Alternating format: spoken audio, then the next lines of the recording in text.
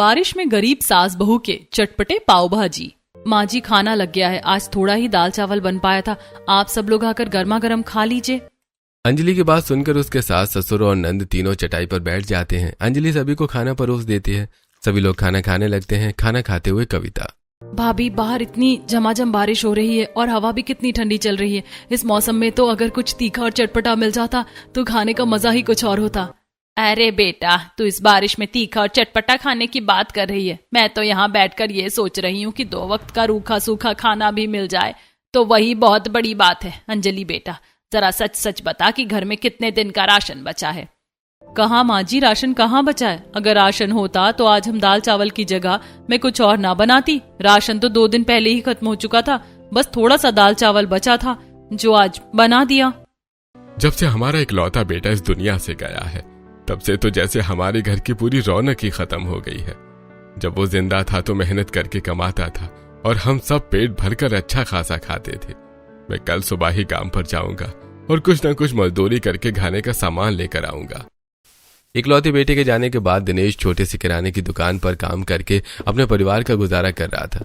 कुछ दिनों से बरसात और तबीयत खराब होने के कारण वो काम पर नहीं जा पाता, जिससे घर के हालात खराब हो रहे थे।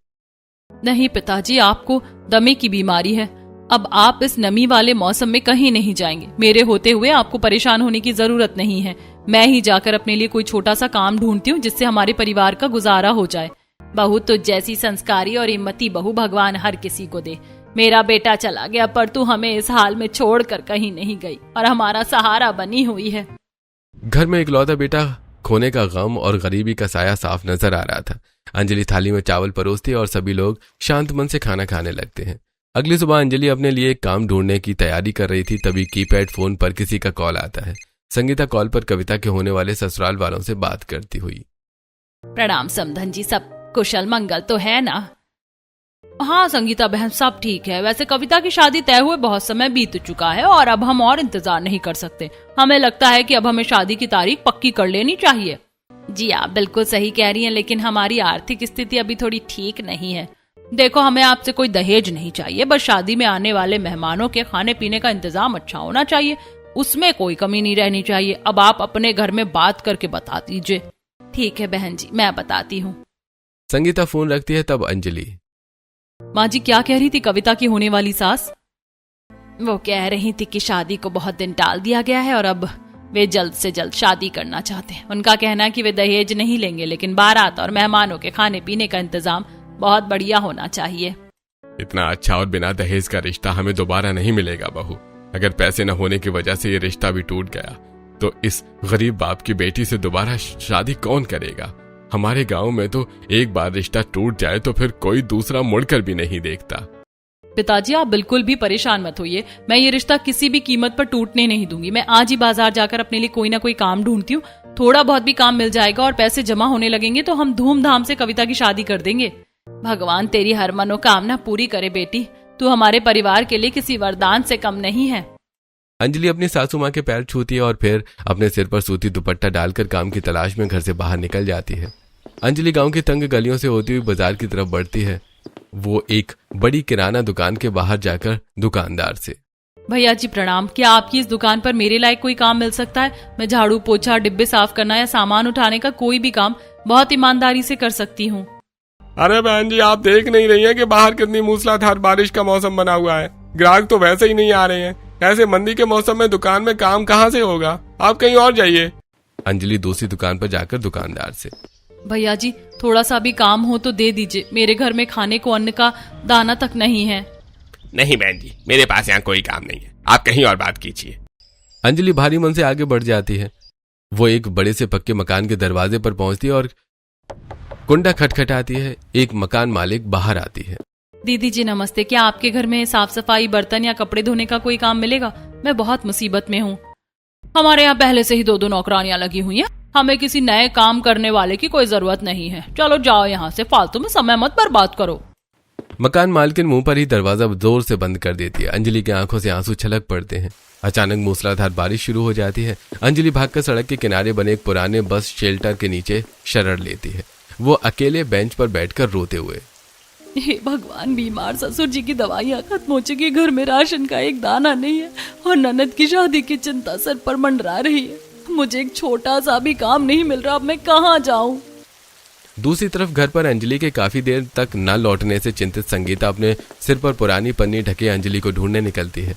गलियों में ढूंढते हुए जब वो बस शेल्टर के पास पहुंचती है तो अंजलि को रोते हुए देखकर उसके बगल में आकर बैठ जाती है और उसे समझाते हुए, बहू, अरे मेरी बच्ची, तू यहाँ अकेली बैठी रो क्यों रही है? क्या हुआ बेटा? माँ जी, मुझे कहीं भी कोई काम नहीं मिला, सबने मुझे भगा दिया, घर में राशन नहीं है, पिताजी बीमार है, अब हमारा गुजारा कैसे चलेगा माँ जी? बहू, तू इतनी चिंता क्यों करती है? तू अकेली नहीं है, ईश्वर बहुत बड़ा है और वो अपने बंदों को कभी भूखा नहीं मरने देता। मैं तेरे साथ हूँ ना, हम दोनों मिलकर कोई ना कोई रास्ता जरूर निकाल लेंगे। फिलहाल तू उठ और मेरे साथ घर चल। संगीता अंजलि के आंसू पोंछती और उसका हाथ थामकर भीगते हुए घर की तरफ चल देती है।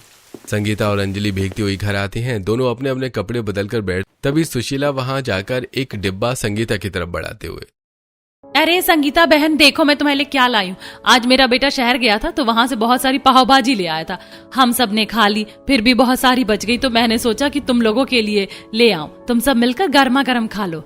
अरे सुशीला बहन, बहुत बहुत धन्यवाद। अरे इसमें धन्यवाद की क्या बात है बहन, पड़ोसी ही तो पड़ोसी के काम आता है। लो ये डिब्बा रखो और आराम से खाओ। सुशीला डिब्बा थमाकर चली जाती है। तब देवेश सभी से, अरे चलो भाई, भगवान ने आज के खाने का इंतजाम कर दिया।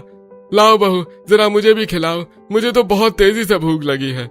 अंजलि सभी को पाव भाजी परोस देती है। बाहर झमाझम बारिश हो रही है और अंदर पूरा परिवार चटाई पर बैठकर पाव भाजी निकालकर खाने लगता है। पाव भाजी खाते हुए कविता, वाह भाभी, ये पाव भाजी कितनी स्वादिष्ट है और बढ़िया है ना। इतना तीखा और मसालेदार खाना तो मैंने बहुत दिनों बाद खाया है। हाँ कविता, शहरों में तो ये पाव भाजी बहुत मशहूर होती है, वहाँ लोग दुकानों और ठेलों पर बड़े चाव से इसे खाते हैं। बिल्कुल सही कह रही हो बहू, शहर के लोग तो शाम होते होते ही पाव भाजी खाने के लिए दुकानों पर भीड़ लगा लेते हैं और ये बहुत तेजी से बिकती भी है। बहू एक बात बता, क्या ये पाव भाजी हमारे इस छोटे से गांव या चौराहे पर नहीं बिक सकती? माँ जी, बिक तो बिल्कुल सकती है, क्यों नहीं बिकेगी, लेकिन इसके लिए किसी को अच्छी और स्वादिष्ट पाव भाजी बनानी आनी चाहिए। तो फिर कोई और क्यों बनाएगा बहू, हम दोनों ही पाव भाजी बनाकर क्यों ना बेचे? वैसे भी तुझे बाहर कोई काम नहीं मिल रहा है तो क्यों ना हम अपना ही ये काम शुरू कर ले। माँ जी, विचार तो आपका बहुत अच्छा है, लेकिन पाव भाजी बनाने के लिए तो बहुत सारा सामान, सब्जियां, पाव और मसाले लगते हैं, उसके लिए पैसे कहाँ से आएंगे? हम कहीं ना कहीं से छोटा सा इंतजाम करेंगे, तू बस शुरुआत करने की सोच। अगले दिन शाम को अंजलि घर में आकर अपनी सास से, माँ जी, मैं अपनी पड़ोसन सुशीला चाची से कुछ पैसे उधार मांग कर लेकर आई हूँ, चलिए अब हम जल्दी से बाजार चलते हैं और पाव भाजी बनाने का सामान ले आते हैं। बहुत अच्छा किया बहू, चल हम दोनों अभी मंडी चलते हैं। दोनों सब्जी मंडी पहुंचती हैं। उनके पास पैसे कम हैं, इसलिए वो थोड़ी सस्ती और छांटने वाली सब्जियों की दुकान पर खड़ी होकर, बहू ये सब्जियां थोड़ी गीली और सस्ती हैं, हम इनमें से छाट छाट कर अच्छी और ताज़ा सब्जियां अलग निकाल लेंगे, जिससे हमारे पैसे भी बच जाएंगे। ठीक है माँ जी, आप आलू और गोभी छाटिए, तब तक मैं दूसरी दुकान से पाव, जीरा, मिर्च और असली देसी घी की जगह डालडे का पैकेट ले आती हूँ। दोनों मिलकर थोड़ा बहुत सामान खरीदती हैं और थैला भरकर खुशी खुशी घर की तरफ लौट पड़ती हैं। फिर अंजलि रसोई में चूल्हा जलाती है। इधर संगीता खराब सब्जियों में से अच्छी अच्छी सब्जियां काट छांट कर निकाल लेती है। फिर अंजलि कुकर में कटी हुई सब्जियां हल्दी और नमक डालकर उबलने के लिए चढ़ाते हुए अपनी सास से, माँ जी, जब तक सब्जियां उबल रही हैं तब तक मैं इस सिलबट्टे पर लाल मिर्च, लहसुन और धनिया पीसकर मसाला तैयार कर लेती हूँ। हाँ बेटा, तू मसाला पीस ले, तब तक मैं पाव को बीच में से काट काट कर रख लेती हूँ और साथ में प्याज, गाजर और नींबू काट कर बढ़िया सा सलाद तैयार कर देती हूँ। अंजलि सिलबट्टे पर मसाला पीसती है, फिर उबली हुई सब्जियों को मैशर से मैश करती है और कढ़ाई में डालडा डालकर मसाले के साथ भाजी तैयार कर लेती है। तभी बाहर से देवेश एक पुराना ठेला खींचते हुए लाकर घर के बाहर खड़ा कर देता है और सभी को आवाज लगाता है। आवाज सुनकर सभी लोग बाहर आते हैं। तब देवेश सभी को ठेला दिखाते हुए, अरे देखो बहू, मेरे एक पुराने पहचान वाले मित्र का यह ठेला खाली पड़ा था, मैं उनसे बात करके इसे किराए पर ले आया हूँ, अब इसी पर तुम अपनी दुकान सजाओ। वाह पिताजी, ये ठेला तो बहुत बढ़िया है, चलिए मैं इस पर साफ कपड़ा बिछाकर दुकान सजाने में मदद करती हूँ। अब अंजलि और कविता मिलकर उस ठेले को साफ करती हैं और अपने जरूरत का सारा सामान उस पर सजा देती हैं, जिसे देखकर देवेश, अरे बहू, आज मैं भी तुम्हारे साथ पाव भाजी बेचने चलूंगा। तभी अचानक आसमान में फिर से काले बादल घिर आते हैं। पिताजी देखिए, फिर से बारिश होने वाली है, आपकी तबीयत अक्सर खराब रहती है, इसीलिए आप घर पर ही रहिए। मैं और माँ जी ठेला लेकर चौराहे पर दुकान लगाने जाते हैं। भाभी, पिताजी घर पर रहेंगे, लेकिन मैं तो चल सकती हूँ ना। मैं आपके साथ ही चलूंगी। नहीं कविता, पिताजी का ध्यान रखने के लिए तुम घर पर ही रहो। मैं और माँ जी पाव भाजी का ठेला संभाल लेंगे। ऐसा कहकर अंजलि अपनी सास के साथ ठेला ढकेलती हुई गांव के चौराहे पर नीम के पेड़ के नीचे आ जाती है। ठेले को पेड़ के नीचे जमाने के बाद अंजलि ठेले पर रखा हुआ एक छोटा सा स्टोव जलाती और भाजी को गर्म करते हुए आवाज लगाती है, आइए आइए, गर्मा गर्म पाव भाजी खाइए। इस बारिश के मौसम में पाव भाजी का आनंद लीजिए। हल्की हल्की बूंदाबांदी शुरू हो जाती है। तभी 2 ग्राहक बारिश से बचते हुए ठेले के पास आकर अंजलि से, अरे बहन जी, जरा 2 प्लेट गर्मा गर्म पाव भाजी लगा देना। इस बारिश में कुछ चटपटा खाने को मिल जाए तो राहत मिल जाए। जी भैया, अभी 2 मिनट में गर्म करके देती हूँ। अंजलि तवे पर डालडा डालती है, पाव को सेकती है और प्लेट में भाजी, सलाद और नींबू रखकर दोनों ग्राहकों को देती है। दोनों ग्राहक पाव भाजी खाते हुए आपस में बातें करते हैं। यार क्यों भाई, तुझे इस पाव भाजी में कोई खास मजा आया क्या? नहीं यार, मजा नहीं आया बिल्कुल भी।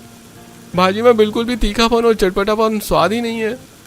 बहन जी, आपकी पाव भाजी चटपटी क्यों नहीं है? पाव भाजी जब तक मसालेदार और चटपटी ना हो तब तक खाने में मजा नहीं आता। क्षमा करना भैया, अगली बार हम और चटपटी बनाने की पूरी कोशिश करेंगे। दोनों ग्राहक आधा अधूरा खाकर पैसे देते हैं और चले जाते हैं। अंजलि दुखी होकर अपनी सासू माँ की तरफ देखते हुए, माँ जी, इन्हें हमारी पाव भाजी चटपटी क्यों नहीं लगी? हमने तो सारे मसाले डाले थे। बहू, कैसी चटपटी लगेगी? हमारे पास पैसे कम थे, इसीलिए हमने बहुत थोड़े से ही साधारण मसाले डाले थे। असली चटपटी पाव भाजी बनाने के लिए तो बहुत सारे विशेष मसालों की जरूरत होती है। तो फिर ऐसे में हमारी ये दुकान कैसे चलेगी माँ जी? अगर ग्राहक खुश नहीं होंगे तो दोबारा कौन आएगा?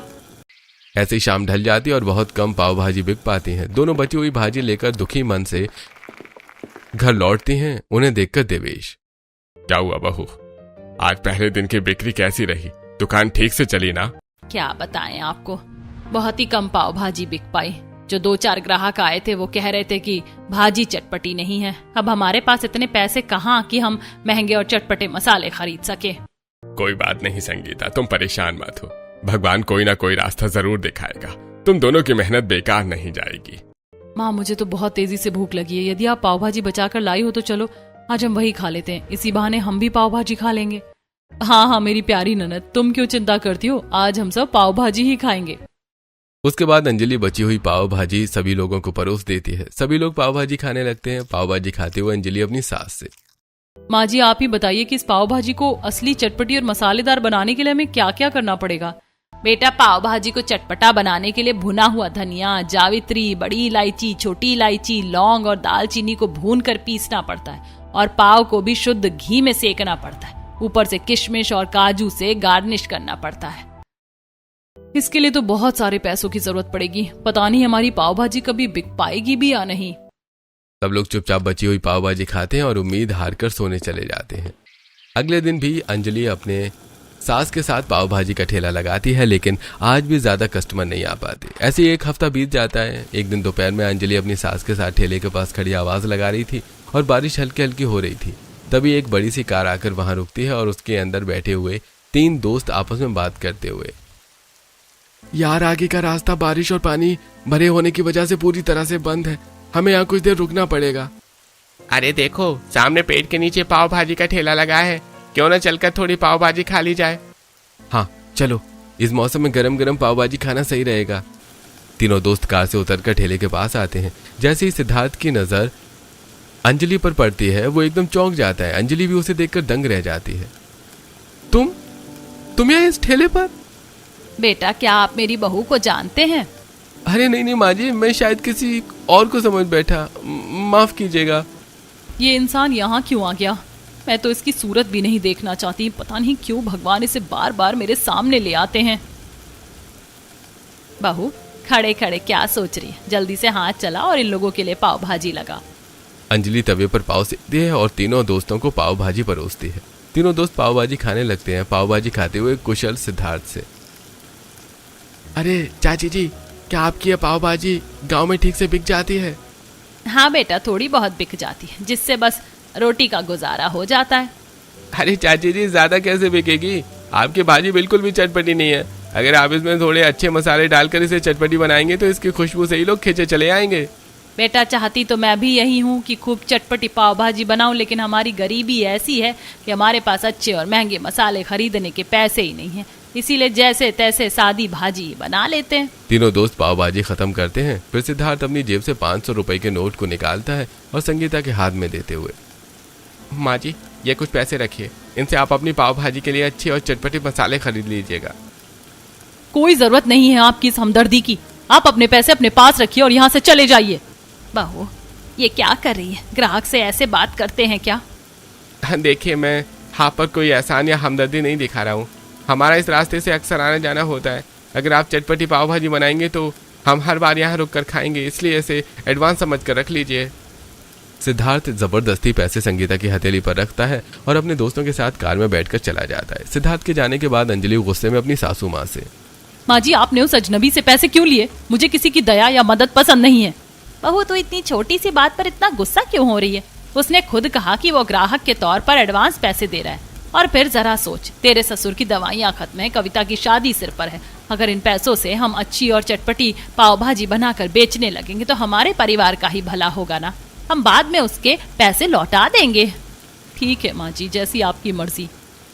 थोड़ी देर बाद शाम हो जाती है। झमाझम बारिश फिर से शुरू हो जाती है। अंजलि अपनी सास के साथ अपना ठेला समेटती है और घर वापस आ जाती है। अगले दिन संगीता अंजलि से, चल बहू आज शहर के मॉल से सारे बढ़िया मसाले, जावित्री, लौंग, देसी घी और काजू किशमिश ले आते हैं। हाँ माँ आज अच्छे और चटपटे मसाले ले आइए ताकि हमारी पाव भाजी अच्छी और चटपटी बन जाए, फिर देखना हमारी पाव भाजी खूब बिकेगी। संगीता और अंजलि बस में बैठकर शहर के लिए निकल पड़ती हैं। शहर पहुंचकर वो एक बड़े मॉल में पहुंचती हैं। मॉल के किराना सेक्शन में सामान खरीदती हैं। संगीता कुछ और मसाले निकलवाने लगती है और अंजलि थोड़ा और आगे बढ़कर मॉल की चीजें देखने लगती है। तभी अंजलि को उसकी पुरानी सहेली अदिति मिल जाती है। अदिति और अंजलि आपस में बातें करते हुए, अंजलि तू यहाँ? यार मुझे बहुत दुख हुआ जब मुझे पता चला कि तेरे पति की एक भयानक एक्सीडेंट में मौत हो गई। एक्सीडेंट था या किसी की सोची समझी हत्या, ये तो बस भगवान ही जानता है। अदिति क्या तू ये क्या कह रही है? अंजलि छोड़ अब उन पुरानी बातों को, जो होना था वो हो गया। अंजलि तू अभी बहुत जवान है, अपनी पूरी जिंदगी यूं अकेले कैसे काटेगी? तुझे दूसरी शादी कर लेनी चाहिए। नहीं अदिति, मैं अपने पति की यादों के सहारे ही पूरा जीवन बिता लूंगी, मुझे अब कभी दूसरी शादी नहीं करनी। अच्छा अब मैं चलती हूँ। अंजलि और संगीता मॉल से झोला भरकर सारे चटपटे मसाले और घी लेकर घर लौटते हैं। घर में कविता और देवेश उनका इंतजार कर रहे हैं। वाह भाभी आप तो बहुत सारा सामान ले आई हैं। वो बाबूजी कितने अच्छे थे ना, जिन्होंने हमारी इतनी मदद की। कोई अच्छा बच्चा नहीं है, तू चुपचाप रसोई में चल और भाजी बनाने में मदद कर। सभी लोग रसोई में जाते हैं। रसोई में पूरा परिवार मिलकर काम करने लगता है। देवेश लहसुन छील रहे हैं, संगीता कढ़ाई में देसी घी डाल रही है, अंजलि सिलबट्टे पर जावित्री, लौंग और भुना धनिया पीस रही है और कविता प्याज टमाटर काट रही है। चारों तरफ मसालों की भीनी भीनी खुशबू फैल जाती है। माँ जी भाजी बनकर तैयार है और ऊपर से मैंने इसमें काजू और किशमिश भी डाल दिए हैं। ला बहू जरा चख कर देखे। अंजलि थोड़ी थोड़ी पाव भाजी सबको परोस देती है। पाव भाजी चखकर संगीता खुश होते हुए, वाह बहू आज तो सचमुच बहुत ही चटपटी और स्वादिष्ट पाव भाजी बनी है, देखना आज ग्राहक उंगलियां चाटते रह जाएंगे। सब लोग थोड़ी सी भाजी चखते हैं, उसके बाद सबके चेहरे खिल उठते हैं। थोड़ी देर में परिवार के सभी लोग ठेला लेकर बाजार के चौराहे पर पहुंचते हैं। दोपहर के समय चौराहे पर ठेला सज चुका है। तवे पर देसी घी में पाव सेक रहे हैं और चटपटे भाजी की खुशबू पूरे चौराहे पर फैल रही है। तभी रास्ते से गुजर रहे दो राहगीर खुशबू सूंघकर रुक जाते हैं।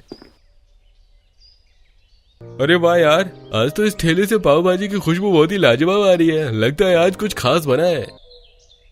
हाँ भाई, खुशबू से मुंह में पानी आ रहा है, चल 2 प्लेट लगवाते हैं। दोनों ग्राहक ठेले के पास जाते हैं और अंजलि उन्हें गर्मा गर्म चटपटी पाव भाजी परोसती है। पाव भाजी खाकर माधव, अरे बहन जी क्या भाजी बनाई है आपने, एकदम चटपटी मसालेदार और जायकेदार, मजा आ गया। बिल्कुल भाई, शहर के बड़े होटलों जैसी चटपटी पाव भाजी है, अब तो हम रोज यहीं खाने आएंगे। देखते ही देखते खुशबू से खिंचे चले आए लोगों की ठेले पर भारी भीड़ जमा हो जाती है। अंजलि और संगीता खुशी खुशी सबको पाव भाजी परोसने लगते हैं। तभी हल्की हल्की बारिश शुरू हो जाती है और अंजलि अपने साथ लाई गई पन्नी से पाव भाजी को ढक देती है। रात को पाव भाजी बेचकर सभी लोग घर आते हैं और पैसे गिनते हुए देवेश, देखा बहू, हमें अब पाव भाजी बेचकर ज्यादा फायदा होने लगा है। हाँ पिताजी, अब देखिएगा धीरे धीरे सब कुछ ठीक हो जाएगा और मैं अपनी प्यारी नंद की शादी भी धूमधाम से कर दूंगी। ऐसे कुछ दिन बीत जाते हैं और अंजलि की पाव भाजी का ठेला ठीक ठाक चलता है। एक दिन अचानक आसमान में तेज बिजली कड़कती है और मूसलाधार बारिश शुरू हो जाती है। हवा इतनी तेज चलती है कि लोग अपनी अपनी पाव भाजी छोड़कर भागने लगते हैं। अरे सब लोग भाग गए। माँ जी, हमारी सारी भाजी और पाव खुले में भीग रहे हैं। जल्दी कर बहू, इस पन्नी से ठेले को ढकने की कोशिश करते हैं। अंजलि और संगीता मिलकर पाव भाजी के ठेले को पन्नी से ढक दी हैं और तेज हवा से प्लास्टिक की पन्नी बार बार उड़ जाती है। पूरी भाजी में पानी भर जाता है और सारे पाव भीगकर बेकार हो जाते हैं। संगीता सिर पकड़कर जमीन पर बैठ जाती है। हे भगवान, हमारी किस्मत में कोई खुशी लिखी ही नहीं है। इतनी मेहनत से चटपटी भाजी बनाई थी, सब पानी में बह गई। अब हम क्या करेंगे? तभी सिद्धार्थ अपनी कार से वहां से गुजर रहा होता है और उन्हें इस हाल में देखकर संगीता से, माँ जी ये क्या हो गया? आपकी सारी पाव भाजी खराब हो गई। हाँ बेटा, सब बर्बाद हो गया। तेरे दिए पैसों से सामान लाए थे, पर इस बारिश ने सब तबाह कर दिया। आप बिल्कुल चिंता मत कीजिए माँ जी, मैं कल ही यहाँ शेल्टर का पूरा इंतजाम करवा दूंगा। आपको हमारे मामले में पड़ने की कोई जरूरत नहीं है, हम अपना इंतजाम खुद कर लेंगे। बहू, ये क्या तरीका है बात करने का? ये बाबूजी हमारे ग्राहक भी हैं और हमारी मदद कर रहे हैं। अंजलि चुप हो जाती है और सिद्धार्थ भी वहां से चुपचाप चला जाता है।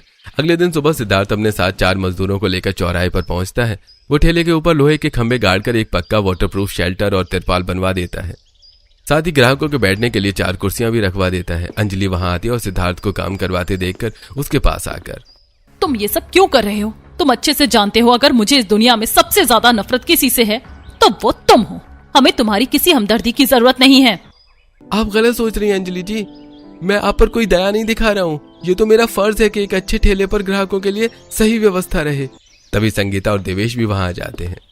बेटा सिद्धार्थ, तेरा बहुत बहुत एहसान है। तूने हमारे लिए इतना बड़ा आश्रय बनवा दिया।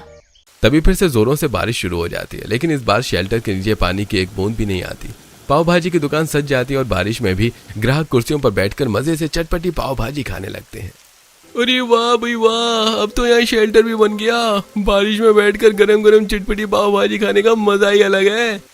अरे बहन जी, 2 प्लेट घर के लिए भी पैक कर दीजिए। अंजलि खुश होकर पाव भाजी पैक करने लगती है और सिद्धार्थ मुस्कुराता हुआ अपनी कार में बैठकर वहां से चला जाता है। ऐसे कुछ दिन बीत जाते हैं। एक दिन संगीता सावित्री से, हाँ समधन जी, राम राम। हमारी पाव भाजी की दुकान अब बहुत बढ़िया चल रही है। हमने शादी के लिए कुछ पैसे भी जमा कर लिए हैं। ये तो बहुत अच्छी बात है संगीता बहन। जैसे ये बारिश का मौसम खत्म होता है, हम झटपट शादी की तारीख तय करके बच्चों के हाथ पीले कर देते हैं। संगीता फोन रखती है। तभी देवेश बाजार से झोला भरकर राशन, दूध, फल और सब्जियां लेकर अंदर आते हुए, देखो भाग्यवान, आज मैं कितना सारा राशन और फल लेकर आया हूँ। और ये सब दुकान की अच्छी कमाई से संभव हो पाया है। पिताजी, आज तो इस खुशी में घर पर कुछ विशेष खाना बनना चाहिए। हाँ भाभी, आज दाल चावल, मिक्स वेज, पकौड़े और दाल तड़का बनाते हैं। ये सब उस सिद्धार्थ बेटा की वजह से हुआ है जो हमारे लिए फरिश्ता बनकर आया। माँ, रक्षाबंधन भी आने वाला है। मैं तो सिद्धार्थ भैया को राखी बांध दूंगी। वे बिल्कुल मेरे सगे भाई जैसे हैं। अगले दिन चौराहे पर अंजलि और संगीता पाव भाजी बेच रही हैं। कविता और देवेश भी उनकी मदद कर रहे होते हैं। ग्राहकों की भीड़ लगी है। तभी वहां 2 खतरनाक गुंडे लाला साहूकार के साथ लाठियां लेकर पहुंचते हैं। है बढ़िया, मैंने 100 बार तुमसे अपना कर्जा मांगा है। तुम्हारा बेटा मर गया तो क्या मेरा कर्जा डूब जाएगा? इतनी बढ़िया दुकान चल रही है, निकालो मेरा पूरा पैसा ब्याज समेत। लाला जी, थोड़ा समय दे दीजिए। बेटी की शादी के लिए पैसे जोड़े हैं, शादी होते ही आपका कर्जा चुका देंगे। मुझे कोई बहाना नहीं सुनना, मेरे पैसे तो वरना ये ठेला खाली करो। ये सब हो ही रहा होता है कि तभी सिद्धार्थ अपनी कार से वहां आ जाता है। वो कार से उतरता है और ठेले के सामने खड़ा हो जाता है। खबरदार, जो किसी ने इस ठेले को हाथ भी लगाया, हाथ पैर तोड़कर रख दूंगा। लाला, तू यहाँ से जाएगा या पुलिस को बुलाऊं? अरे भाई, मैं क्यों जेल जाऊं? पैसे ये लोग नहीं दे रहे हैं मेरे। कितने पैसे हैं बता, मैं देता हूँ। नहीं, हम तुम्हारे 1 पैसे नहीं लेंगे। चुप कर बहू, से हमारी मदद करने दे, हम उसके पैसे बाद में लौटा देंगे। अरे नहीं साहब, मुझे कोई पैसा नहीं चाहिए, मैं जा रहा हूँ। लाला अपने पैसे लेकर वहां से चला जाता है। तभी कविता दौड़ते हुए सिद्धार्थ के पास आती है और कहती है, भैया, आज से आप मेरे सगे भाई हो गए। ये देखकर देवेश और संगीता मुस्कुराते हैं। तभी तेज बारिश शुरू हो जाती है और सड़क पर पानी भर जाता है। अरे भाई, आगे पुल के पास बड़ा गड्ढा है और पानी भरने से रास्ता बंद हो गया है। आज तो शहर जाने वाला कोई वाहन नहीं निकलेगा। अरे बेटा सिद्धार्थ, तुम इस तूफानी बारिश में कहाँ जाओगे? चलो, आज रात हमारे गरीब खाने पर ही रुक जाओ। सब लोग सिद्धार्थ को अपने घर ले आते हैं। अंजलि रसोई में जाकर चाय बनाती है। वो पुरानी यादों में खो जाती है और गर्म पतीली हाथों से उतारने लगती है कि तभी उसका हाथ पतीली से छू जाता है और जल जाता है। अंजलि करा उठती है, आह, मेरा हाथ जल गया। वहां बैठा सिद्धार्थ तुरंत दौड़कर किचन में आता है। उसके पीछे सभी लोग दौड़कर किचन में आते हैं। तभी सिद्धार्थ उसका हाथ पकड़ता है और उस पर पानी डालने लगता है। अंजलि गुस्से में अपना हाथ छुड़ाती है और सिद्धार्थ के गाल पर एक जोरदार थप्पड़ जड़ते हुए, तुम्हारी हिम्मत कैसे हुई मुझे छूने की? अंजलि, तेरा दिमाग खराब हो गया है क्या? एक तो तू जल गई है और वो तेरे हाथ पर पानी डाल रहा था और तूने उसे एक थप्पड़ मार दिया। जा अपने कमरे में। अंजलि रोती हुई अपने कमरे में भाग जाती है। संगीता हाथ जोड़कर सिद्धार्थ से माफी मांगते हुए, माफ करना बेटा, पति के जाने के बाद से अंजलि बहुत तनाव में रहती है। कोई बात नहीं माँ जी, मैं समझ सकता हूँ। सिद्धार्थ के लिए भी कविता सभी के साथ बिस्तर लगा देती है और सभी सो जाते हैं। अगली सुबह बारिश थम जाती है और सिद्धार्थ अपने घर चला जाता है। दोपहर में अंजलि और संगीता फिर से दुकान लगाती हैं। ग्राहक चटपटी पाव भाजी खाकर तारीफ करते हुए, बहन जी 2 प्लेट पैक कर दीजिए। आपकी पाव भाजी तो बिल्कुल वैसी चटपटी है जैसी शहर के बड़े होटल्स में मिलती है। देखा बहू, हमारी चटपटी पाव भाजी कितनी प्रसिद्ध हो गई है। अब जल्दी ही कविता के हाथ पीले हो जाएंगे। ऐसे कुछ दिन बीत जाते हैं। नंद की शादी की तैयारियां जोरों पर हैं। तभी एक शाम भारी बारिश के बीच सिद्धार्थ कविता के साथ अंजलि के घर आता है। अंजलि उसे देखकर गुस्सा होते हुए, तुम यहाँ फिर क्यों आए हो? भाभी, भैया को मैंने ही बुलाया है। मैं जानती हूँ कि भैया आपको बहुत पसंद करते हैं। मेरी तो शादी होकर विदाई होने ही वाली है। मैं चाहती हूँ कि इस घर से एक साथ 2 विदाई हों, एक मेरी और एक आपकी। आप भैया से शादी कर लीजिए। कविता, जुबान संभाल कर बात करो। मुझे इस इंसान से सख्त नफरत है। मैं इससे कभी शादी नहीं करूंगी। मुझे तो इसकी सूरत से भी नफरत है। बहू, आखिर तो इस भले लड़के से इतनी नफरत क्यों करती है? सच सच बता। अंजलि की आंखों से आंसू बहने लगते हैं और वो पुरानी यादों में खो जाती है।